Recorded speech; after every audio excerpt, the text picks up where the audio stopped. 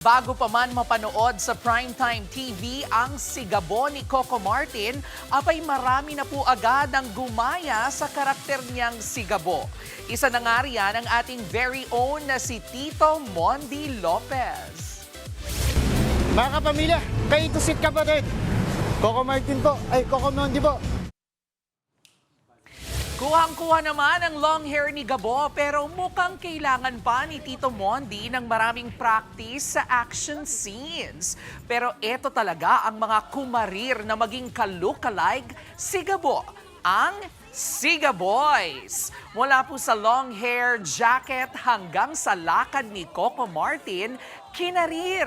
At mamaya ngang 8 p.m. malalaman na po natin kung bakit ganun na lang karami ang umiidolo kay Gabo sa prime time ng Sigabo dito lang sa TV5. Mga kapatid, Jervy Wrightson po, eto na nga.